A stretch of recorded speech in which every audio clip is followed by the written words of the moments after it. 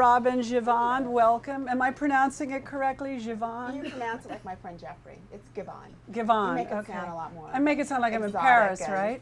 Yeah. How does it get pronounced in Paris? Givhan? Givhan, actually. Givhan. Yeah. Well, they know, don't they? Microphone up by mouth. Yes. But anyway, I made light mention of it before the interview began, but really, there's no question that this is the most interesting time, or one of the most interesting times to be doing what you do, simply because I can't think of the last time, maybe it was Nancy Reagan, when fashion entered the political story so prominently. And it's even bigger now than it was with Nancy Reagan, don't you think? Oh, I mean, when this campaign, I should say, first started, I cannot tell you the little jig of joy that I did in my office, because this was the campaign that just kept giving and giving. Well, now, was the jig giving some initially more. for Barack, Hillary, or I can't think of anybody else initially, actually. Well, I think when it started out, I mean, certainly there was Barack Obama, who had a certain style and a certain sensibility about him that made writing about him interesting. Mm-hmm. I mean, when was the last time even a possible political candidate got such loving coverage on the cover of Men's Vogue and assorted other fashion magazines?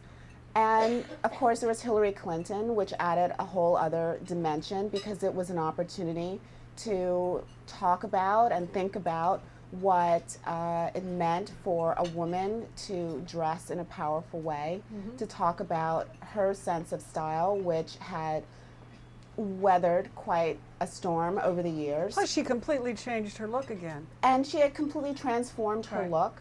And one of the things that I thought was really interesting was the shift that she made, or the several shifts that she made, from how she dressed as First Lady, how she dressed when she ran for the Senate in New York, and then how she was dressing as a presidential candidate. But and especially how she dressed in the Senate, the black suits and the jewel-colored blouses, and she eschewed that completely for the campaign. I don't remember seeing her once in her Senate uniform on the campaign.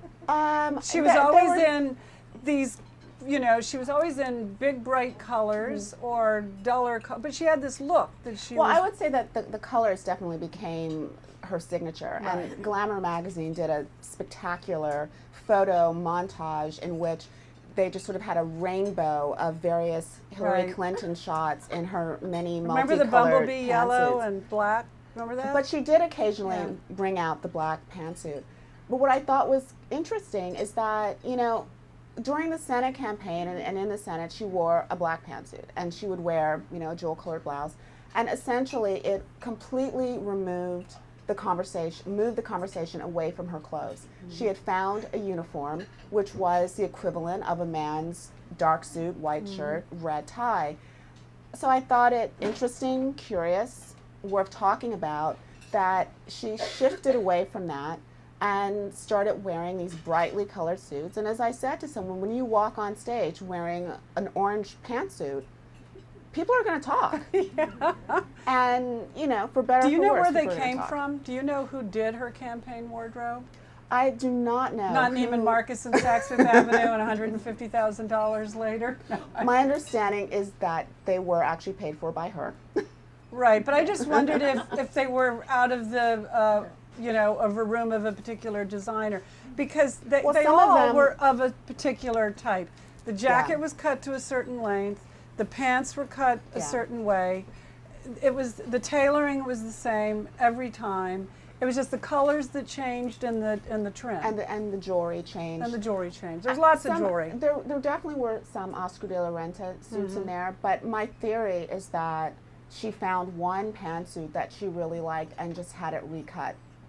Many times. Now, do you expect this will be her Secretary of State wardrobe, or do you think we'll see yet another wardrobe for Secretary of State. I am hoping that there will be a completely new wardrobe for Secretary of State, so I'll have a completely new subject column. to write right. about. Well, I would think at the very I like least. that you brought back the headband, if only momentarily. I always liked the headband actually, but I would think as Secretary of State, and Condoleezza Rice has probably showed us this, it's really all about traveling.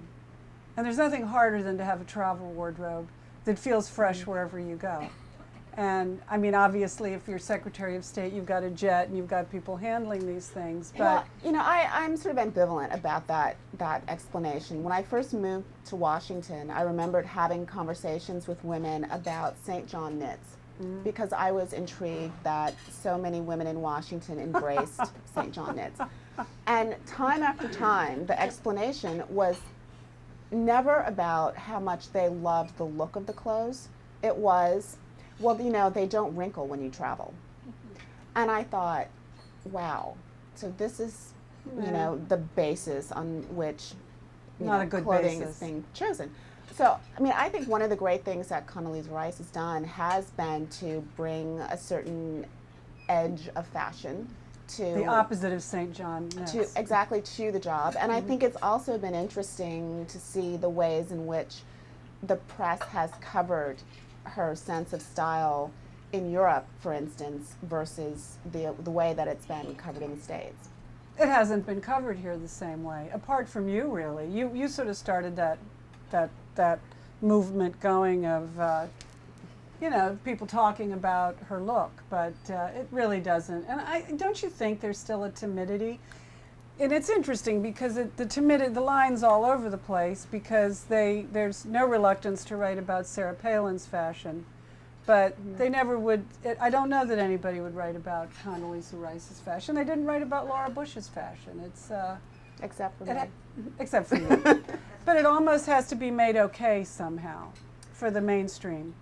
Well, I mean, I think the comparing Sarah Palin's fashion with Condoleezza's is, I mean, I think it's a bit of apples and oranges, only because obviously the big issue with Sarah Palin's clothing was that Sarah Palin didn't pay for her clothing.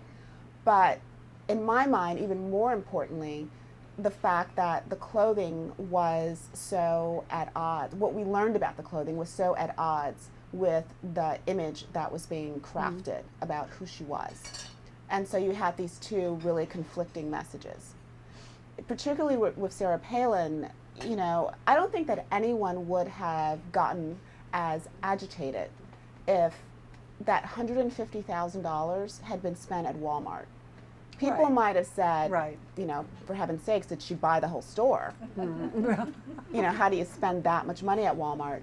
But I think what really jarred people was this idea that the money had been spent at Neiman Marcus and at Saks and Right. at Barney's and stores like that. If there's any hesitation in writing about the clothes of someone like Condoleezza Rice, I think it lies in the perception that if you mention her clothes, you are simultaneously belittling her or condescending to her because. But that didn't happen with Sarah Palin. I would say that there were some people who absolutely felt that the mere mention of her clothes. It became a scandal. Her clothing belittled became, her. They weren't really writing about her clothing until it became a scandal, and then it was written about as a scandal. I think they were writing about what the clothes ultimately represented. And do you think that there was a conscious attempt on her part to look, sexy? Do you think that that was the message of what she wore? Or she didn't look like a hockey mom, do you think? I don't think so. Well, I don't want to make a sweeping judgment about hockey moms. I'm sure there's some out there that I've seen them. No, they're never in red leather jackets. They're usually in boots and galoshes. Right. No.